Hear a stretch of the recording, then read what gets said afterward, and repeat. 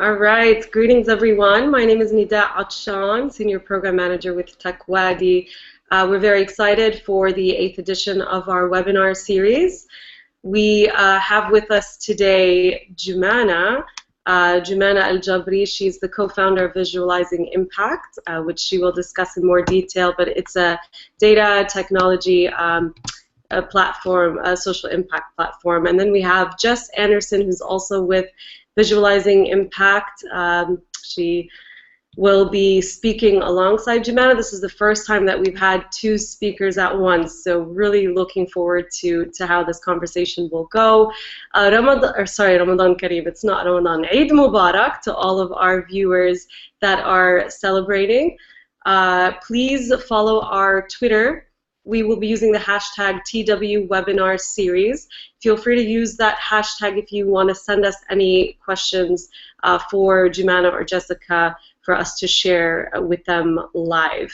You can also send us the questions directly at our Twitter handle, which is techwadi.org, or on Facebook.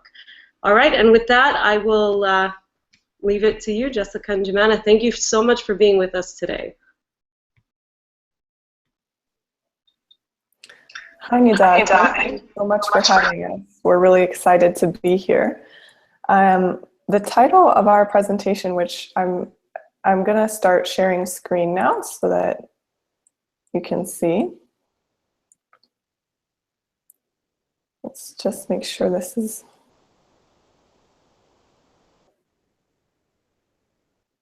Can you see my screen? Yes, we can see your screen. Okay, excellent.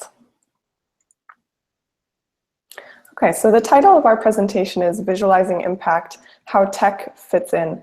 And Visualizing Impact is a nonprofit social enterprise that uses data visualization, technology, and design to communicate about social issues. So we wanted to focus in the spirit of TechWadi, particularly on that technology element. Is not always the most front-facing element of our work. It's not always the thing you see first when you see Visualizing Impact work, but it is key to what we do, and it facilitates a lot of what we do. So we kind of wanted to show both the projects that we're working on and how tech fits in, but also the team dynamic and what's going on behind the scenes. So I'm going to start by giving you a little bit of background on VI, how we came about, what the problem is that we're trying to address in our work, and then some of the projects that we've worked on in the past. This is an excerpt of a World Bank study that was released a few years ago, in which they conducted an investigation into their own knowledge production process. And it was really interesting for us because what they found was that although they invest about 1/4 of their very large budget for country services in the development of knowledge, so in the production of things like PDF reports and studies and strategies, a lot of, and they share all of these openly on they have an open web platform, so they're all available for anyone to download and use and read. Their investigation found that most of those products are not being widely circulated. So they found that 31% of their reports were never even downloaded once, and that 87% of them had never been cited in any other work. So they were doing a lot to produce information, to produce knowledge, but they weren't seeing that translate into impact or become active in the hands of the people they wanted it to reach. And this really resonated with us because it was something that we had directly experienced in our own context. Visualizing Impact goes back to 2011 when we started out with Visualizing Palestine. And it emerged from TEDx Ramallah, which Ramzi Jabir, the other co-founder of Visualizing Impact, and Jumana were co-organizing in the West Bank. And during that time, they came face to face with a lot of data and information about human rights issues and about the social conditions in Palestine that they didn't know before, even though they were both engaged in this community, and they considered themselves to be more connected than the average person, certainly more connected than, the average international who might hear about Israel and Palestine in the news. So we were seeing that there was so much work being done to collect this data. There was so much really high quality, credible information out there, but it wasn't translating into policy. It wasn't translating into public opinion.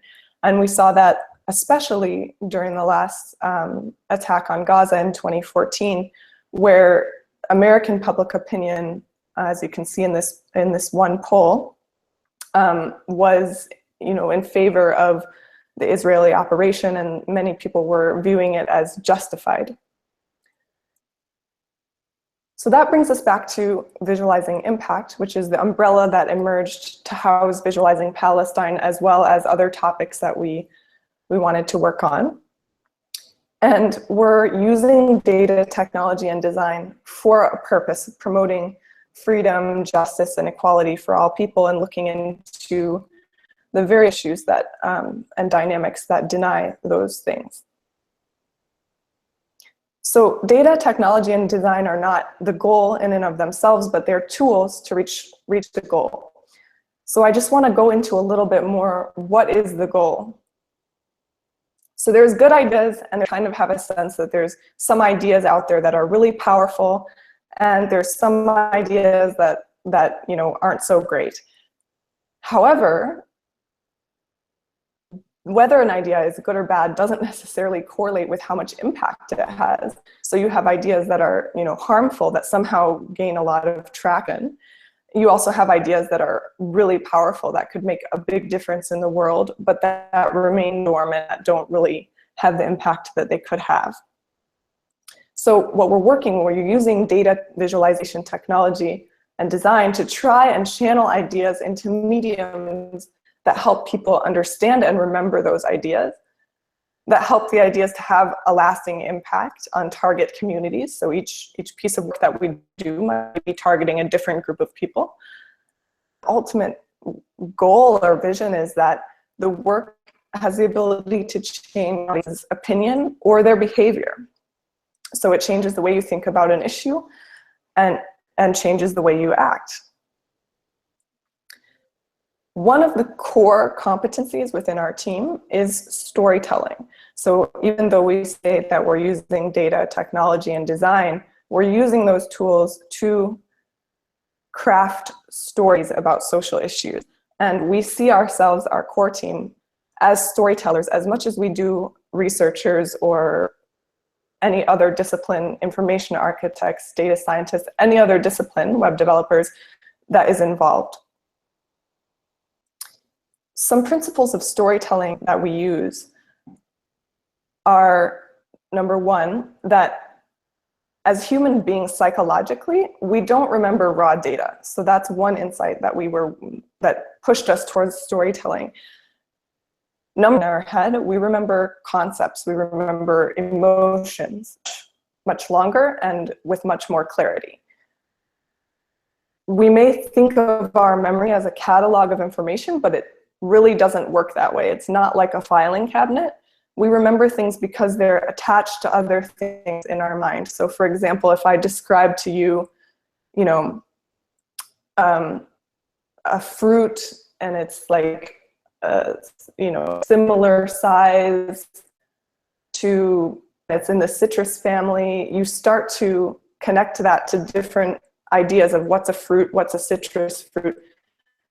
And that would be more effective than telling you, okay, this is an object that's yellow and it has a skin. And so just describing the properties of something isn't always as effective as relating those things to something else.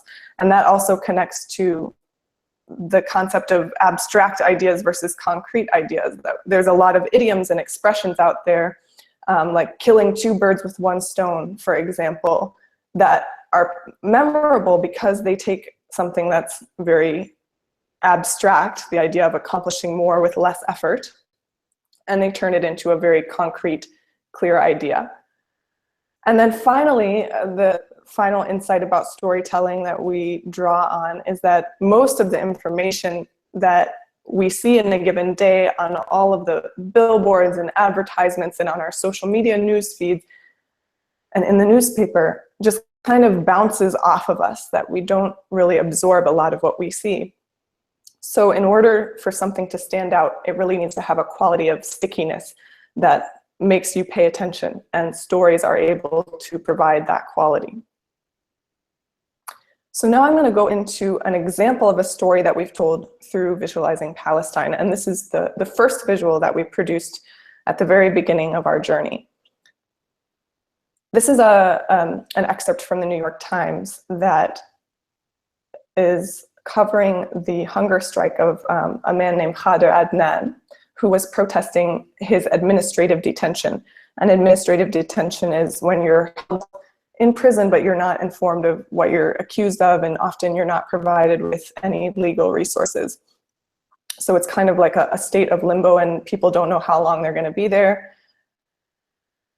Hunger strike in order to protest these conditions and to draw attention to them. And he was, as he went further and further into his hunger strike, ever close to a situation in which he could have died. He was at risk at any moment of dying. And this started to get some traction on social media, and then it was covered in the mainstream media. But we were looking at the coverage and seeing that the conversation was very limited. So it wasn't about hunger strike, it wasn't about administrative detention, it was kind of going back to these images that we see all the time of Palestinians protesting and the discussion of conflict. And so we wanted to broaden the narrative a little bit. So what we did is we looked at hunger striking as a tool of change. And we looked at that from both a historical angle. So we started to study who throughout history and around the world has hunger strike as a tactic. And then we also looked at data on how hunger affects the body. So we downloaded a bunch of studies that were conducted in South Africa on prisoners that were on hunger strike there. And they documented day by day what a person would experience after 1 day without food, after 5 days without food, and so on. And combining these two data sets along a timeline, and this was the result. So this is hunger strikes, our first visual. And you can see we have, for example, figures like Nelson Mandela, strike for 7 days, and Gandhi, who was on hunger strike for 21 days. And then these are interspersed with loss of sensation of thirst on day 15, vomiting on day 35. So you start to be able to relate in a very bodily sense to what these people were giving up in order to their bodies. And this is, there you can see Khader Adnan incorporated into this timeline of various figures around the world. So it was a story that we were looking to universalize something that happened in Palestine to a much broader narrative about social justice. We've developed a number of tools throughout our 5 years of working together that try to document the process that we go through to tell these stories. So this is a storytelling visual that we have where we kind of lay out first. So let's say you have your data, where do you go next? How do you find a powerful story? So we have these 3 steps of exploring, brainstorming, and seeking inspiration. And those steps leading to a series of processes, actions, challenging norms, generating different angles, talking to experts, running workshops, thinking ways that you can start to generate a whole bunch of initial angles that could become potential stories.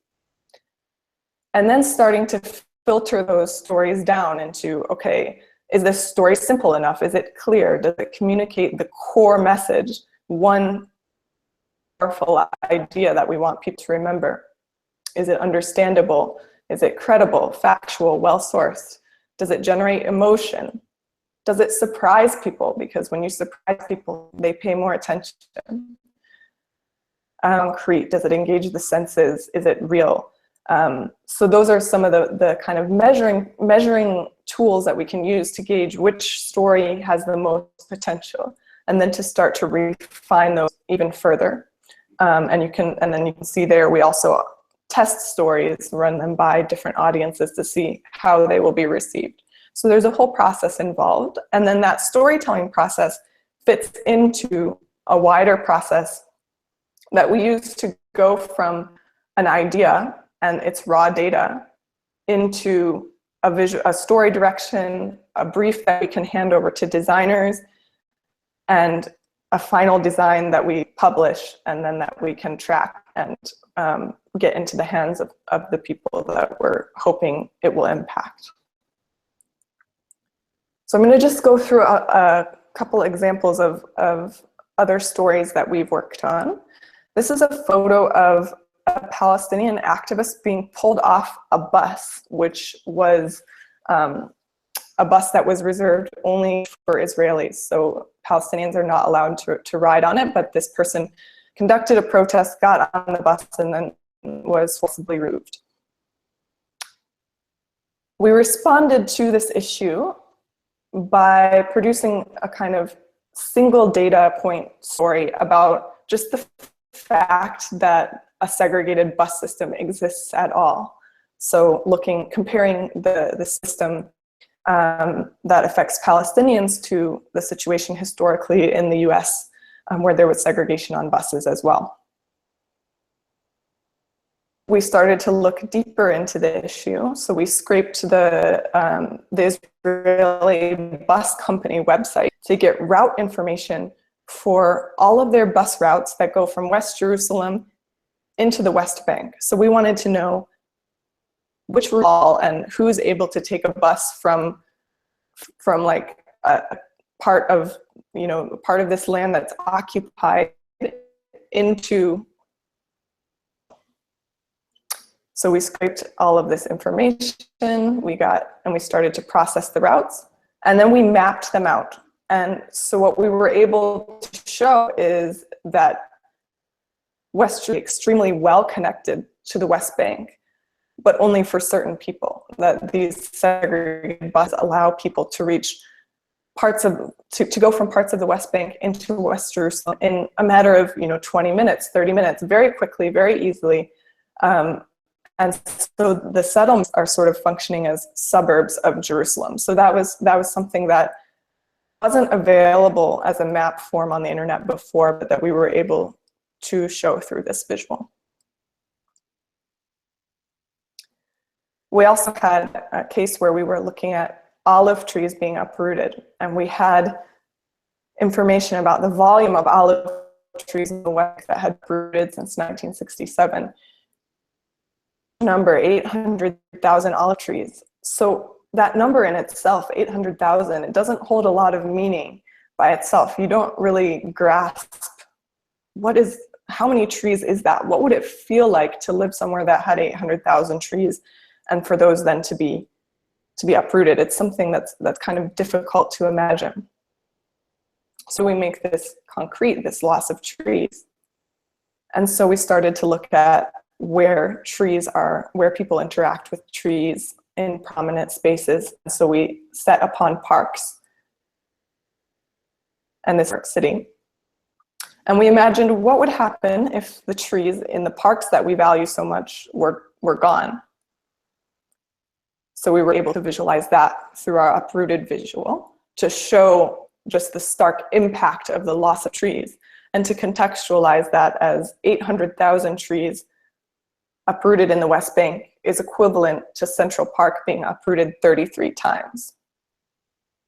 Hope is that this number, 33 times the destruction of Central Park, is something that will stick with people more than just the 800,000. And finally, I just want to show a visual that kind of offers the slightly broader angle of some of the topics that we're working on that are not just Palestine focused. And this is a visual called Politician Salaries and Income Inequality, where we looked at what politicians are making on average in their country and how that compares to their citizens' GDP per capita. So you can see at the bottom we have Norway and Hungary, and then as we're rising up, we have, you know, Bolivia at 10 times, Lebanon approaching 15 times. There's Jordan up there, a little higher than Lebanon. And then as you get to the top, you have the Palestinian Authority making 24 times the amount of its citizens, and the highest of the countries that we covered. So this was a visual that got traction in several countries, particularly in Kenya. People speaking out against corruption and against the income disparities. Collaborating with Mada Masr in Egypt to look at censorship and freedom of expression. So this is a visual that looks specifically at media coverage in Egypt. We released this just on the anniversary of the coup, where we were looking at what are the major media channels, television channels that people are tuning into, and to what degree are they critical or willing to kind of put forward a diversity of opinions outside the mainstream government line of thought. Our visuals have been translated by volunteers into, I believe, 12 languages at this point.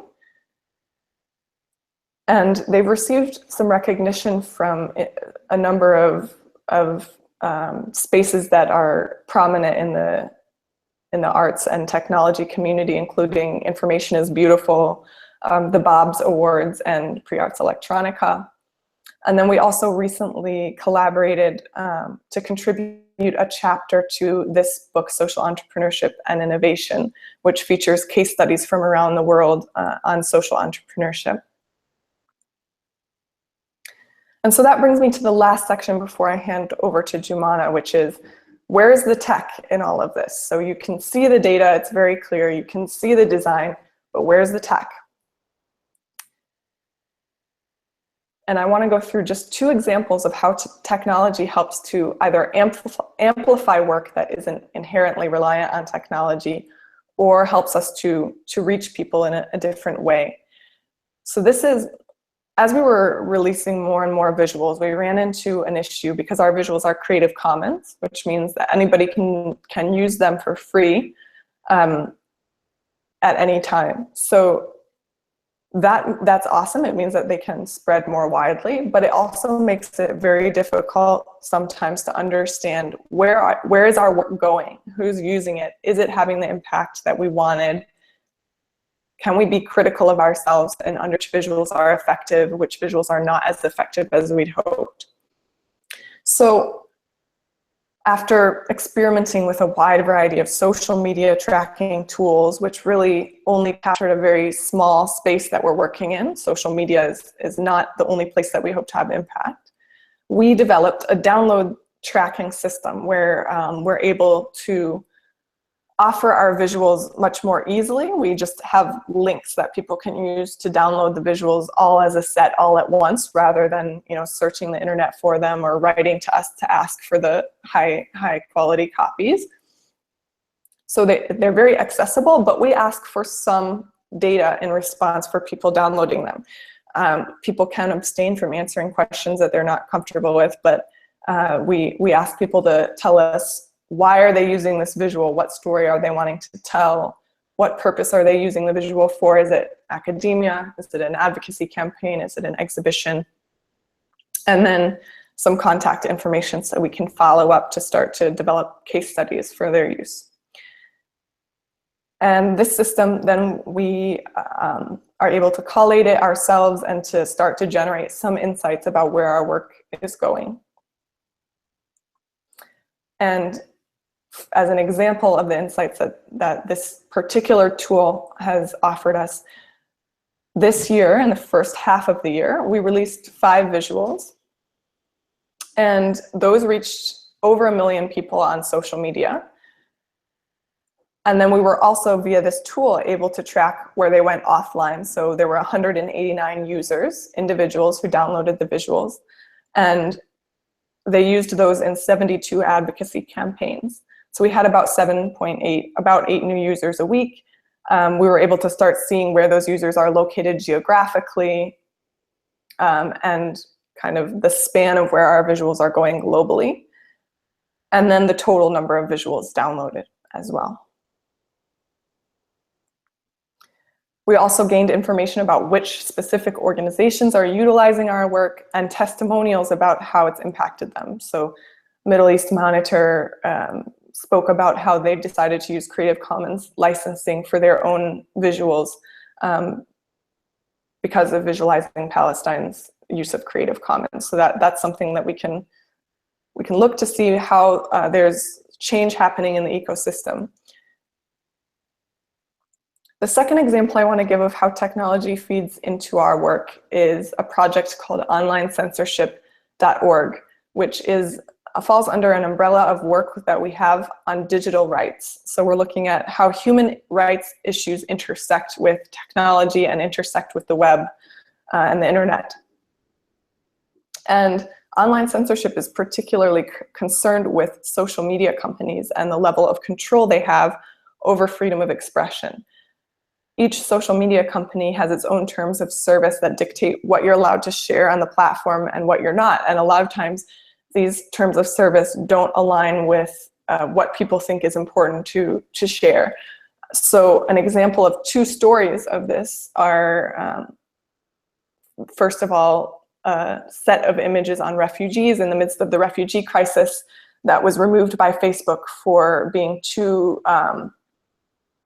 graphic. So it included pictures of dead refugees.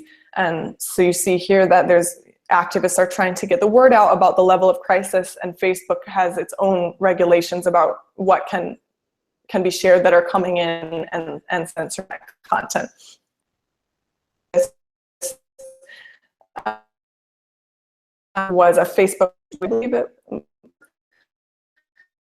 the Egyptian uprising, and the reason it was removed is because one administrator with false name, because activist thing. So he was using a pseudonym, and the pages were removed for that reason. So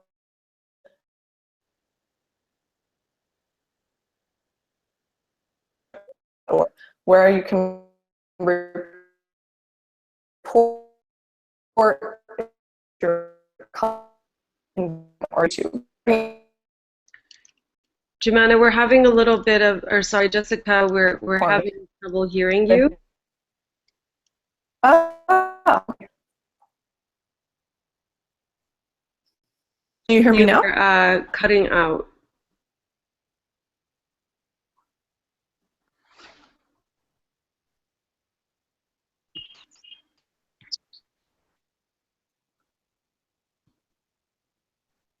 Jessica, we still can't hear you.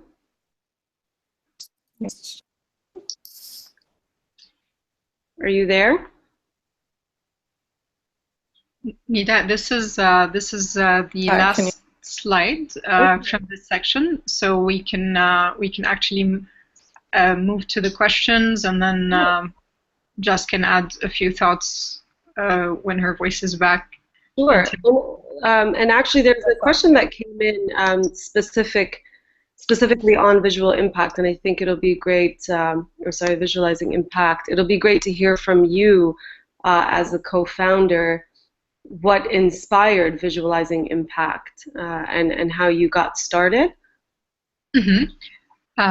So visualizing impact actually started with the project Visualizing Palestine, and Jessica mentioned that it actually came from the very early project TEDx Ramallah, when Ramzi Jabir, co-founder of Visualizing Impact, was based himself out of Palestine and realized how meager the information about Palestine is, the data is about Palestine in the media and so on.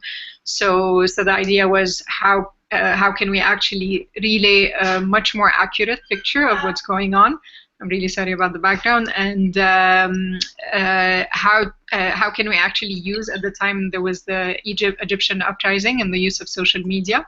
And how can we use actually social media to pass on messages, very quick messages, that the larger community would be able to tap into. And obviously visualization is very strong, but not only visualization, but really storytelling that is represented through visuals.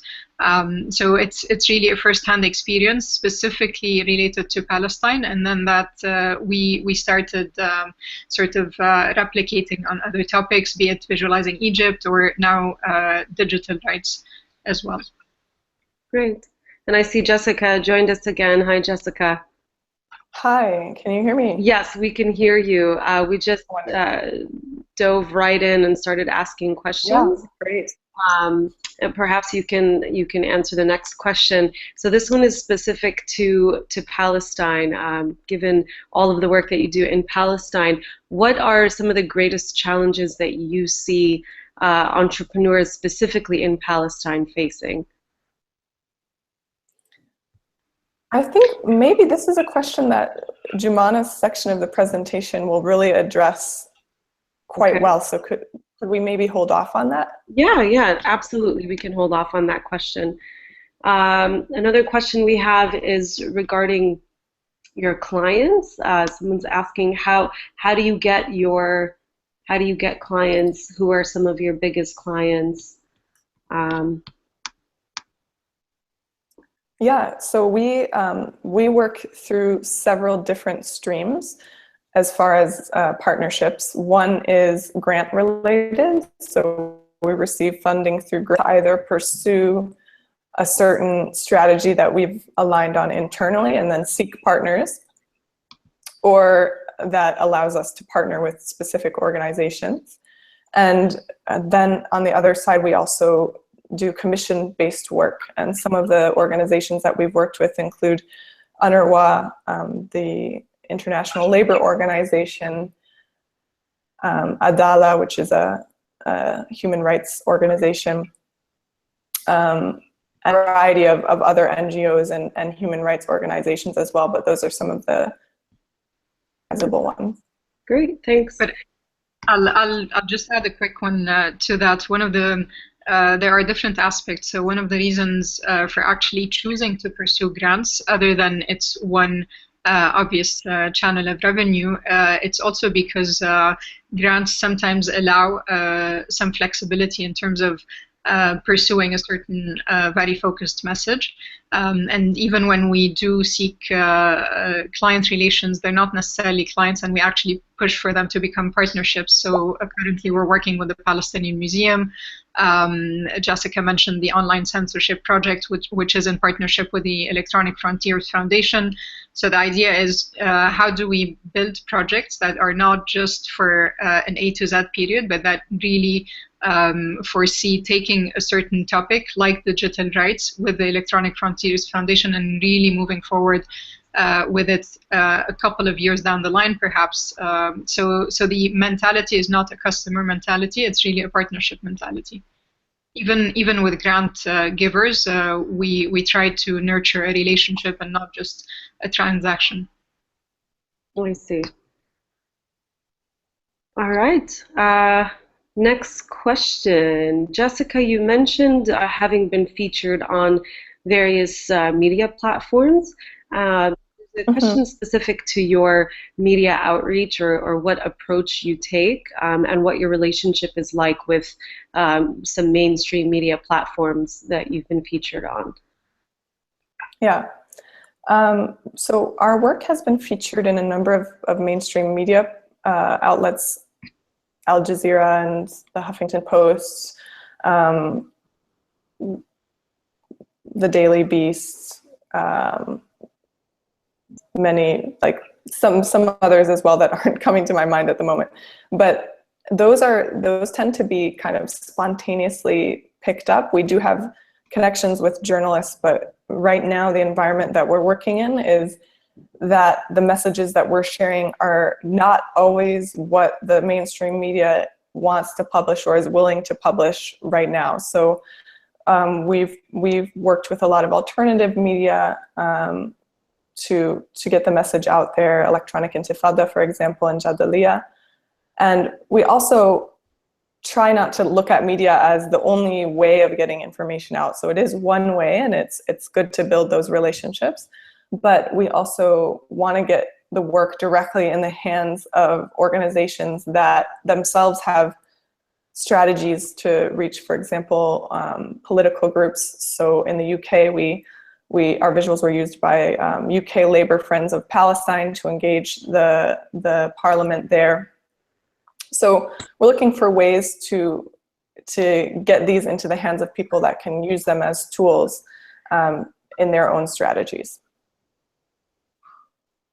Great, thank you so much, Jessica. And we're going a bit over the half-hour mark, so I'm going to ask that Jumana take over from here. We do have a few more questions specifically regarding entrepreneurship and challenges around that, which it sounds like Jumana will be covering. So with that, Jumana, get started. Mm-hmm. Great. So thanks, Nida. I'll share a presentation to start with, and yeah, then I'll move to. Can you see my screen? Yes, we can. Perfect. So. So when you asked us as TechWadi to take part in this, we felt very strongly to take this as an opportunity to actually share and think about the challenges. This is something that really we're in our 5th year of operation, and it's the right time actually to look at something as moving from a very small entity to an entity that's really needing to now create its systems to be sustainable, to have longer term visions and so on. The model has been proven to work. There is a need for the work that we do. It has been effective, like Jessica shared, but now how do we grow? And this is the year when we're really actually looking at what the challenges are.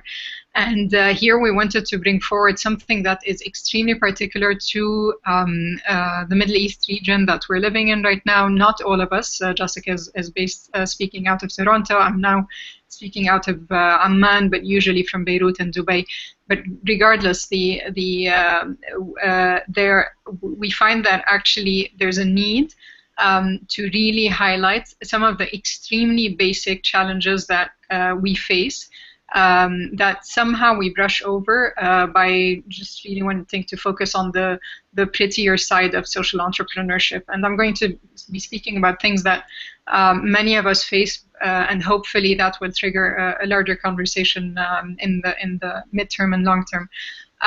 So some of the things we look at are mobility, electricity, telecom, time zones, fields of work, daylight saving, banking systems, weekdays, language, surveillance, currencies, and so on. And I'll just walk through a few of them. So the picture we're portraying, or what we're communicating to the outside, is a plight of different people that sometimes are perceived like we're an internal group working, and then there's others that are facing difficulties. This is one example, the identity, the ID system under the Israeli occupation, basically, that closes on Palestinians from mobilizing in different areas of Palestine. This shows how, if you have an Israeli license, car license versus a Palestinian license, which roads can you actually drive on and which roads can you not? But how does this actually apply to our team internally? So here I'm really giving a minimal example, but Ramzi Jabir, co-founder, myself, co-founder, Ahmed Barkley, who's really a partner to Visualizing Palestine, and a large number of Lebanese creatives who have joined our team actually face the mobility issue, but from quite a particular perspective.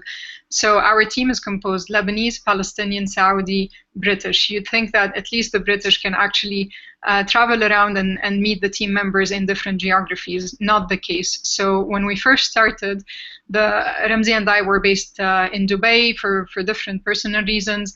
And then we started thinking, where do we establish this entity? And the only meeting point at the time that was possible beside or not the only meeting point, but the meeting point that was the most obvious, was to actually meet in Amman. So the very beginnings of visualizing Palestine took place in Amman, where the Palestinian, the Saudi, the British, the Lebanese could meet. Whereas had it been in Palestine, Hani, one of the key partners of visualizing Palestine, would have not been able to travel to Palestine. And at the time, Ramzi, who holds a Palestinian ID, West Bank ID, actually was unable to easily be in Lebanon. And then at one point, Ahmed too, who was traveling to Palestine with Ramzi, was banned access to Palestine, though yes, his name is Ahmed, but actually he is British American, so he was banned access into Palestine. So this creates a very first level of complexity where most of us actually don't even have access to Palestine, and our primary project is visualizing Palestine. Then I moved to this pause, actually, which is a very, very real pause. So Lebanon is one of our key operations countries. This is where we have we're registered. We're also registered in Canada, but Lebanon, there's a dark pause, right? We hold Skypes on an average. Over 70% of our communication time, if not more, is actually based on Skype. And what do we face? Electricity cuts. So just this summer, so one of our key team members, Sandy, is actually based out of Beirut. A fundamental member of our operations, Ramzi, based in Toronto, Jessica, based in Toronto, myself from Dubai, have to communicate with her, obviously, on a weekly basis. Electricity cuts and the state of telecom today in Lebanon is really weighing on our operations by cutting our productivity time, I would say, sometimes by 50%, if not more. Now, other things come, they're sort of almost a joke, but not really, where at times we had an intern, for example, working out of Beirut this summer, suddenly disappears out of a conversation and tells me, Jumana, my internet cut. I had to run to a cafe. And while running to a cafe to make it on time, I actually got hit by a car. 2 days later, he also does not show up to a meeting, but he doesn't show up to a meeting WhatsApping me, telling me, Jumana, guess what? I'm actually in Zahle, and that's when the Zahle bombing happened about 2 weeks ago. Yeah. So these are things that I rarely or have never heard any other social enterprises in, for example, Europe or the Americas actually speaking about that, or in North America in particular. Issues of internet, 3G, particularly coverage in Palestine. We speak about it as an issue, as a Palestinian issue, but actually we face it as well. Again, one of our Palestinian team members was in Palestine recently, again disappeared from communication, and it turns out that he neither could reach me via Wi-Fi nor via WhatsApp. Distance, so we're talking about time zones between Dubai and Toronto, where the two co-founders basically have to really take into consideration the 9 hours of difference and sometimes 8 hours of difference. And here, if we're really talking about strategic thinking and alignment and so on, that is extremely heavy, weighs heavily on that, on basically vision and development and operations. Another factor is that we live in different countries that have different weekends, very, very basic. So we actually, as a team, not only just overlap 2 hours a day, but also only overlap 4 days a week, as opposed to 5 days a week, where some of the cities we live in, between Amman, Ramallah, and Dubai, weekends are Fridays and Saturdays. And whereas Beirut, Toronto, the weekends are Saturdays and Sundays. So that's, again, a heavy weight. Another sort of big blow to our business or to our operation is also looking at people's interest in basically financing an operation like ours, where we had a partner that wanted to actually transfer an amount for work we had done for them. And at the time the amount was due, they sent us an email saying, we're having difficulty processing your payment from Palestine. Gulf-based individuals might say, you know what, we're actually really being scrutinized, so we can't basically process a payment your way because you are registered in Lebanon, or because you work on Palestine, or because of many other issues that are becoming suffocating. This is really one of my favorite sort of things to consider, is that beyond any operations, there's also emotions and the cycles that happen in life. And this is a full moon, and how people are affected by different things at different times, and how to, beyond the differing weekends, beyond the limited hours, beyond the banking system, beyond all of that, there's also emotions and communication to deal with. But what we're really interested to do is not to say, okay, we're in a doomed region. We're actually really looking at this as an opportunity. And here I'll just unshare a screen. I can just speak through some of the ideas. And go ahead. That you mentioned the banking system, we actually had a question coming specifically regarding the role of the banking system in this. So how, I guess you mentioned already what role they play and how they contribute to some of the challenges, but I guess what's the solution? What do you feel the banking system needs to do or change that could possibly solve that challenge? This really needs, this question, Nida, it really needs to be addressed actually to politicians, to beyond. It's not necessarily in the hands of social entrepreneurs, but I definitely thank you for asking it, because then it starts probing where are we as social entrepreneurs needing to be attentive and to problem solve very real issues. So we're not really talking about you know, how can we create the next WhatsApp, let's say, simply for communication, or the next Facebook for social communication, but more what are these fundamental bottlenecks that are hampering everyone else from moving forward, and what are the opportunities within that? The banking system is really not just a regional issue. It is a global system that is putting pressures on the banking system, and many bankers are speaking about it as well. And I personally know many bankers stepping out of banking because of how scrutinizing it has become and how impossible it has become to actually do the banking business. I see. Thank you. And on that note, we actually have with us Abana from New York. Abana is the Arab Bankers Association of North America. They're our partners, so they joined 15 minutes into the webinar, and that question I'm presuming came from that end. But I'm really glad that you touched upon the banking issue, and you're absolutely right. It's a global issue, not just regional. Mm-hmm. All right. Thank you. Sorry to cut the So just to close on a few opportunities that we look at. So our team is made up of currently 7 or 8 full-time members in 5 different countries, and I mentioned the difficulties in that. So what we look at is we're actually a very agile online tools users. We have over 15 online tools. I know that's excessive, but it also just allows for us to become much more capable online users.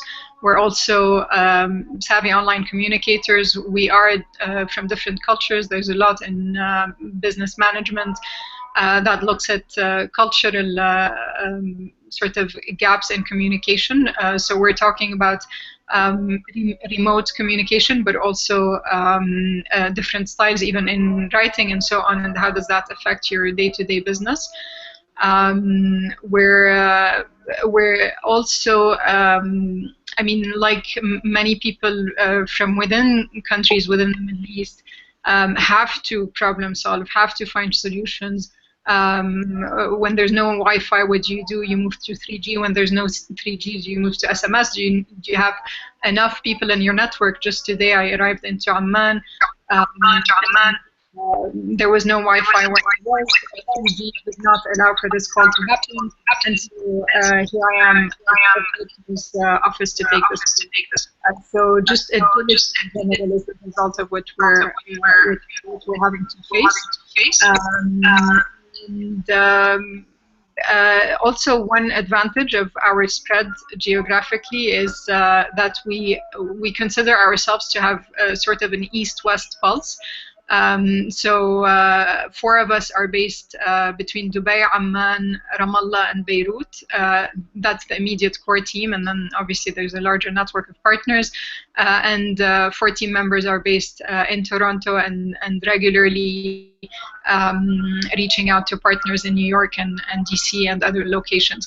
So we're we consider that we have a sense of what's happening in both places and are able to see how our work affects them. All of that, so what really? I think it's 3 outcomes. We have seen the 2008-2009 economic crisis basically bringing people down. Businesses were in some cases very geographically based. We are very aware of the fragility of the locations, some of the locations we're based out of, and we believe that we are a team that can just pick up and go and continue and not be affected by the geographic situation on a political or other levels. And we also look at our method of work in terms of business value. We're very equipped to this digital reliant age, but also very importantly to us is to look at the human value of empathy, and being trained in all of these directions on a tech level, on a mobility level, and so on, is turning us, I hope, and we see into a much more empathetic team that's able to collaborate in straining situations, which in turn we hope feeds into our social justice mission. And I want to sort of redirect and give it to you, Nida, to say really this is what we would love to offer to Tech Wadi, is the question of how to create an ecosystem for tech entrepreneurs that actually are problem-solving focused, not latest technologies focused, in a way where we're first asking what are the fundamental, systemic real issues that we are facing that the world of technology hopefully can address in the region. That's it from my end. Thank you so much, Jumana. And there are certainly challenges that entrepreneurs face, specifically in the region, that entrepreneurs here in the US or in other developed countries might not face. So I appreciate the overview that you provided and some of the challenges that they face. So really appreciate your insight. And I mean, it sounds like your team specifically, I mean, I admire the resilience and you know, how it must take a lot for you to continue doing the work that you're doing. So, I mean, what do you see as the overall, like, long-term goal for visualizing impact? It's a tough one, even as a co-founder, to stand here and sort of speak for the whole team, because I'm sure each one of us has a different angle of putting it. From my personal perspective, I would say a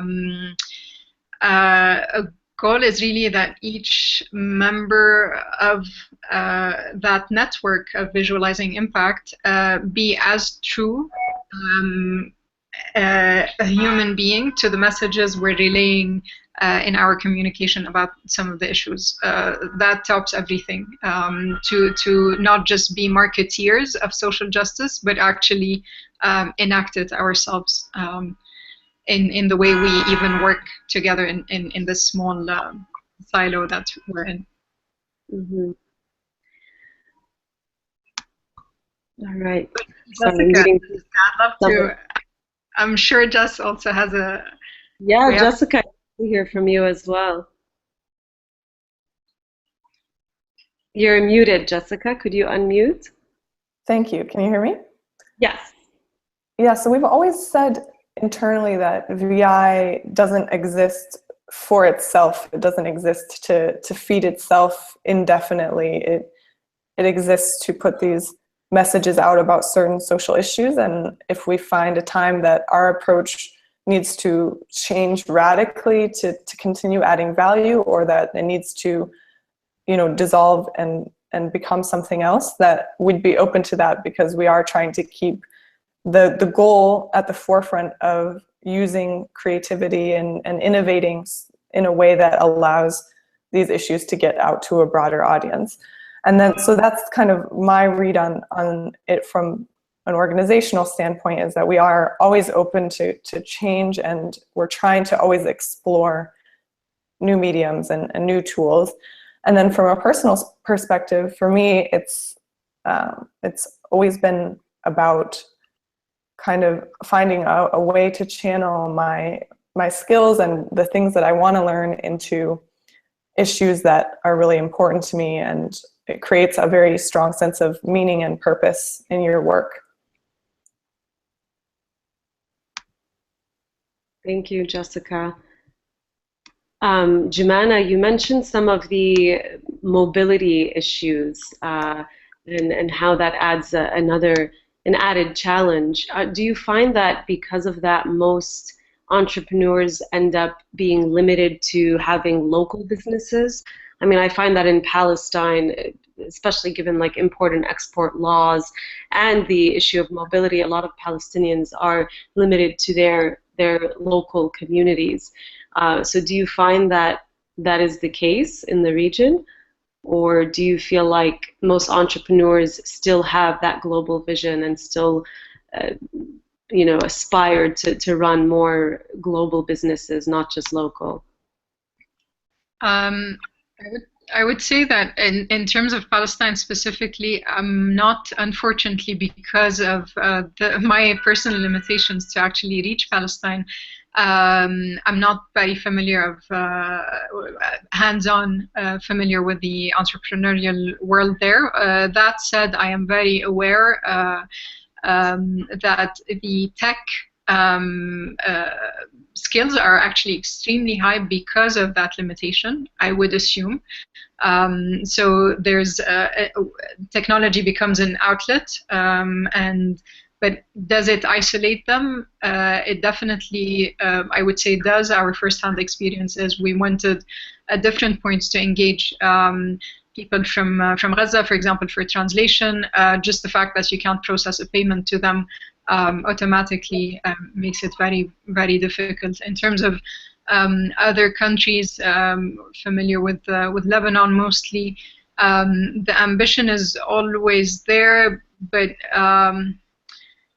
I would say there isn't enough. That I hear a lot of the ambition of wanting to be as tech savvy, as global, as connected to the likes of Silicon Valley, but I think we really need to internalize what our specific area is about to be able to generate real solutions, whether those are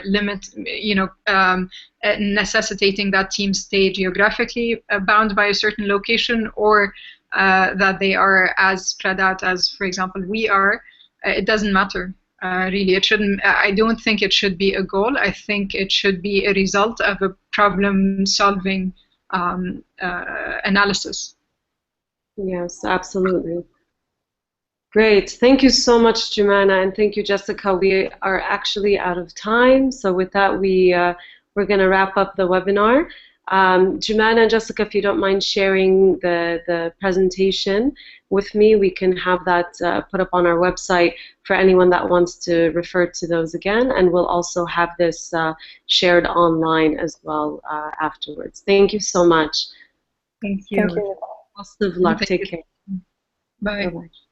Bye.